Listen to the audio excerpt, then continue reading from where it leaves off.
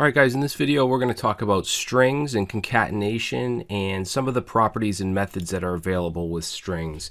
So let's go ahead and create a couple strings here. So we'll say first name equals, we'll call him William, and let's create a last name, and we'll say Johnson. Okay, so we have these first name and last name. Now what I'm going to do is I'm going to initialize a variable called val that we can work with, just so we don't have to do a million different console.logs, and we'll just overwrite this value as we move along. So first thing, let's go ahead and set this to first name plus last name. And I know a lot of you know what this is going to do, and even if you don't, you can probably guess. If we go ahead and run this, it's just going to take the first name and last name and squish them together. Now, this is if you wanted to output this name, you'd probably want a space in between, so this is where you'd use concatenation. And I might spell some comments wrong, guys, because it's not really important. You know, it's not going to throw an error, so I might not realize it, and I'm not the best speller, so just be aware of that. So let's say we wanted a space in between, so we'll take this val and we'll set that to first name, and then we want to concatenate a string, so we'll just use a plus sign to concatenate it, and we'll just put a space in there, and then we're going to concatenate back to a variable, and we want to put in the last name. So now if we save that, we get William space Johnson. Okay, and we could put whatever we want in here as a string and it'll show up. So let's go from concatenation to appending. Okay, so if we want to append something, meaning we want to add on to a variable, not replace it, but add on to it. So let's say we have val equals, and I'm going to set this, I'll set it to my name, so Brad, and I'm going to put a space here, and then if I say val equals, and then my last name, Traversy, obviously that's going to overwrite. Traversy's overwriting Brad, but if I want to append it, I can just do plus equals here and save, and now you can see we get Brad space Traversy, and that space is coming from here. All right, so remember, this is to append.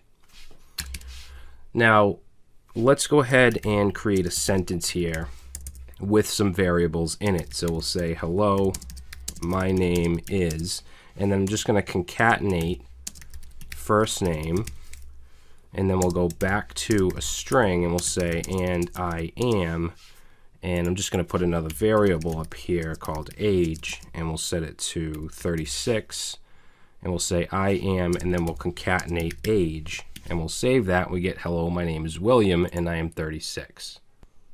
Okay, so this is how concatenation works. Now, with ES6 or ES 2015, they introduced template literals, also called template strings, which makes this much easier, especially when you're dealing with HTML, when you're generating HTML and JavaScript. It makes it much easier to have a string and include variables, and we're going to do that in the next video, but you still need to know how to do it this way. All right, so let's talk about escaping. So let's say we have a sentence here, and we want to say, that's awesome, I can't wait, like that. And you can see that there's already something messed up here. Even the editor knows it.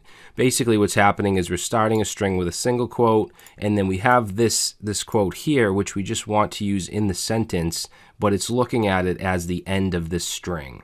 Okay, so one solution would be to use double quotes like this.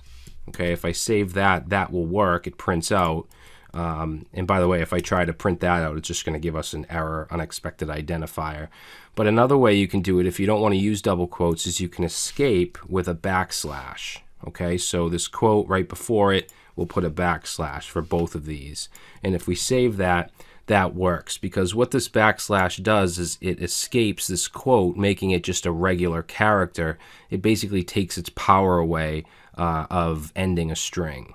Okay, so that's escaping. Now, next thing I want to look at is some of the properties and methods that are available with strings. So let's say length. So we'll set val equal to first name dot length. Now, since this is a property and not a method, we don't need parentheses. Parentheses are for methods, which are basically just functions. So let's go ahead and try that, and we get 7. Okay, so it just counts the number of characters in the string. Very easy.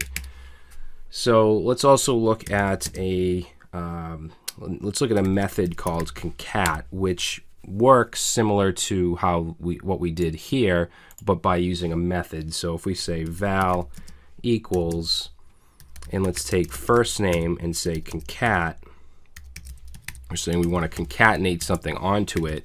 Let's concatenate a space, and then we can put a second parameter in here. We'll put a comma, and then let's put last name. So now if I save that, we get William Johnson. The same result as this, except we're using the concat method. All right. Another method we have is 2 uppercase and 2 lowercase. So we can change case pretty easily. We'll say val equals first name dot 2 uppercase and save, and you can see we get William in all uppercase, and at the same time, of course, we can do 2 lowercase and save, and we get William lowercase. Okay, now you can also treat strings like read-only arrays. Now this isn't very useful, but I just want to mention it because you can do it. So let's say we wanted to get a certain character of the string. We could say, for instance, first name, and just like an array, we could use brackets. And I know we haven't gone over arrays yet, but we will. And let's say 0 and save, and we get W. So what this is doing is it's taking the 0 index of this value. And arrays start with 0, so do strings. So 0, 1, 2, and so on. If we were to do 2, then it's going to give us L, which is the 2 index. All right. If we want to find the index of a value or a character, we can use the index of method. So let's say val equals, and we'll say first name dot index of, and let's say we want the index of 2. Let's see what that gives us. Whoop, that was wrong. We actually want to look for a certain character, so let's do L. There's actually a method that does what I just did, and I'll show you that in a second. But if I save that, it gives us 2. Okay, what it does is it starts here and it looks for the first L it finds and gives us the index, which in this case 0, 1, 2. Now if we want to go from the other way, then we can use last index of. So let's say last capital I index of. Now we get 3, which is the second L, because it's coming from this way. All right, now the kind of opposite of index of would be char at. So char at, we can do, say, first name dot char at, and this time we can put in a number, let's say 2. This is what I tried to do with index of, and it didn't work. And by the way, you saw that it gave us -1. That's because if you use index of and the character you're searching for is not there, then it's equal to -1. Okay, that's the default. Now, if I do this char at 2 and save, we get L, because that's the 2 place. So 0, 1, 2 is L. All right, now let's say you wanted to get the last character of a string, and a string could change, so you need some kind of formula. So to do that, it's very easy. Let me just put a comment in here. We'll say get last character. So we'll set val equal to greeting dot char at, and in here, instead of putting just a number, we want to put the, not greeting, first name. So first name char at, and then we just want to put in here first name dot length, which gives us the entire length, and the last character would be -1. So we'll save that, and you can see we get M.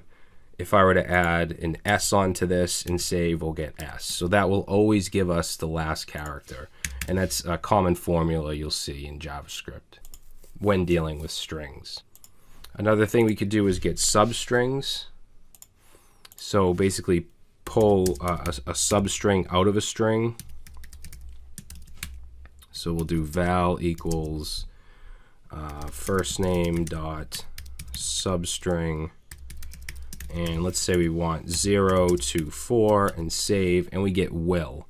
Okay, so we're plucking out a substring of Will from the first name string of William. So that's substring. We also have slice. So we can say val, and slice is mostly used with arrays to pull things out of arrays, but you can also use it with strings. So let's say slice, and let's do 0, 4, and it gives us the same thing. Slice is very similar to substring. But one thing we can do with slice, if I go ahead and just copy that, we can put a negative number in here. Let's say -3, and it'll start from the back and it'll take the last 3, okay, which can be helpful in some situations.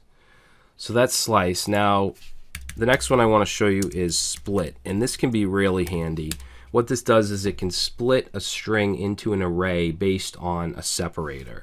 So for instance, if we were to, we'll probably have to, we'll have to add a new variable here. Let's just say str, and we'll set it to hello there, my name is Brad, and actually let's get rid of the comma, because what I want to do is I want to turn this into an array based on spaces.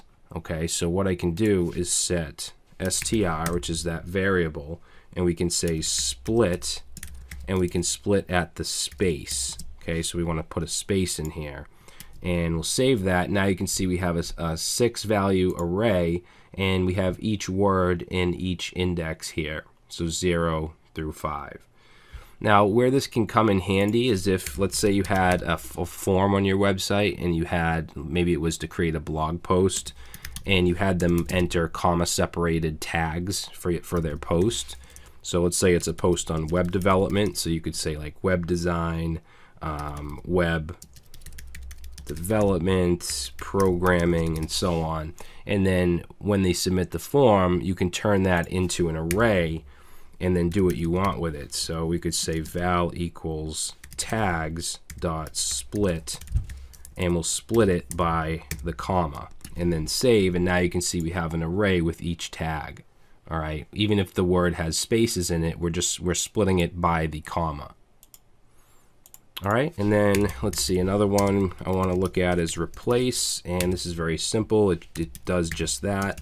So let's say we'll take that string that we have, which is hello there, my name is Brad. So what we'll do is we'll say replace, and we want to search for Brad, and we'll replace it with, let's say, Jack, and save, and we get hello there, my name is Jack. So you can replace something inside the string. And then another one we have, the last one I'm going to show you, is includes, which gives you a true or false value based on if something is in the string. So let's say val equals str dot includes, and we'll say the string hello, and save, and we get true. Okay, because that is included. If I were to put, let's say, I don't know, foo, and save, we'll get false. Okay, so that's a way that you can test to see if something is inside of a string. So I know that this isn't the most exciting stuff right here, but this is the basics, and you need to know it, and you will run into some of this stuff. So like I said, it's not exciting. We will get into more exciting stuff when we start building projects, getting into the DOM. But this entire section is really for beginners and just getting your feet wet and trying to understand the basic fundamentals of JavaScript. All right, guys, thanks for watching, and I will see you in the next video.